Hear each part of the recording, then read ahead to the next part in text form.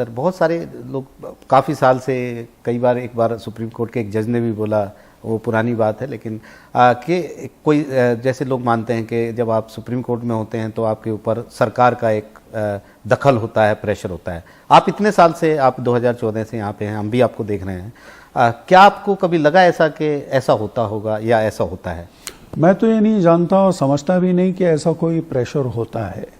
हर आदमी अपना काम अच्छे से करे तो उसके ऊपर कोई भी प्रेशर कहीं से भी आ ही नहीं सकता असल में।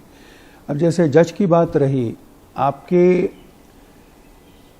जुडिशियल इंडिपेंडेंस को एक फंडामेंटल एस्पेक्ट मान के पूरी सिस्टम ही उसी इर्द गिर्द चलती है, करेक्ट। एक जजेस को अपना जो जजमेंट है उसके ऊपर किसी की आलोचना नहीं हो।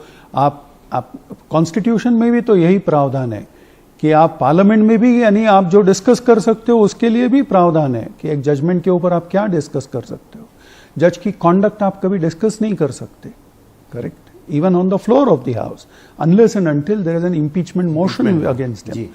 सो इतनी सारी जो प्रावधान, इतनी सारी जो प्रोविजंस दी है, वो इसलिए दी है कि एक जज को अपना कार्य करते वक्त, अपना काम करते वक्त, उसको पूरा का पूरा इंसुलेशन हो, उसको कहीं से भी अटैक या कहीं से भी प्रेशर आने का कोई चांस ही ना हो, और वो जज अपने उस प्रेशर के से बिल्कुल एकदम परे रहे, इंसुलेटेड रहे। वाले बहुत सारे जब कोई फैसले आते हैं या कुछ ऐसा होता है तो लोग, जैसे अमीर गरीब की बात हम कर रहे थे, इसी तरह कुछ लोग ये भी बोलते हैं कि एक कम्युनिटी वाले को जल्दी बेल मिल जाती है, दूसरी कम्युनिटी वाले को नहीं मिलती है। कहीं ना कहीं अदालतें भी बायस हैं, क्योंकि हमने बहुत सारे केसेस में देखा है, जब आप बेल देते हैं या बेल की कोई चीज़ें आती हैं तो उसमें जो फाइल पढ़ते हैं, फैक्ट पे बात करते हैं। मैंने कई बार आपको सुना है कि आपने एक बहुत बड़े केस में, गैंगरेप केस में, उनके घर वाले कहना कुछ चाह रहे थे कोर्ट के अंदर, तो आपने कहा कि ये क्रिमिनल केस है, इसमें इमोशन बीच में मत लाइए।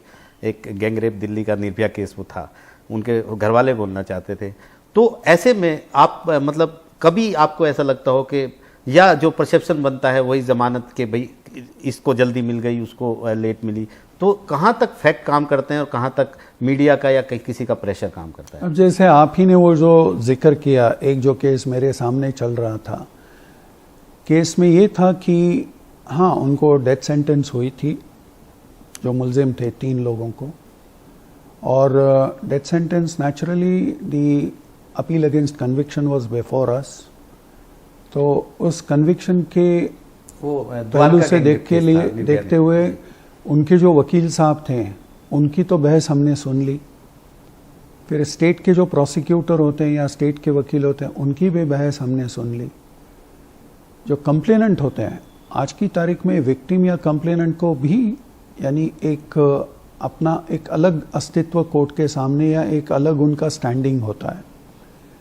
जहाँ तक कि भी आपको मेरिट्स के ऊपर वो सबमिशंस करना चाहें तो आप हमेशा सुन लेते हैं, पर ये कह के कि भाई अब आज उस फादर की क्या हालत है, करेक्ट, उस लड़की के, उसमें गैंगरेप का सवाल था और गैंगरेप और मर्डर का। तो आज फादर की क्या हालत है, आज उनकी कंडीशन क्या है, ये जो मामले होते हैं ना, ये पॉइंट्स थोड़े से अपनी जो कक्षा है मैटर की, उसका जो एक अपना पहलू है, उसके जो लिमिट्स है, उसके बाहर चले जाते हैं। अभी आपने इमोशंस और फैक्ट्स की बात जो बोली ना, तो ये जो है हमेशा हमारे सामने जो आते हैं वो हम फैक्ट्स के तौर पे ही देखते हैं। उसके पीछे वाला जो रुख है ना कम्युनिटी, हाँ, जो इमोशंस है या कम्युनिटी है या किसी का कास्ट है, क्रीड है, या उसका स्टेशन इन लाइफ है, that becomes completely immaterial. You just go by the facts before you. तो मतलब आप ये कहना चाह रहे हैं कि जब एक जज कुर्सी पे बैठते हैं, बिल्कुल, तो वो ये नहीं देखते कि ये, बिल्कुल नहीं देखता और नहीं देखना भी नहीं चाहिए।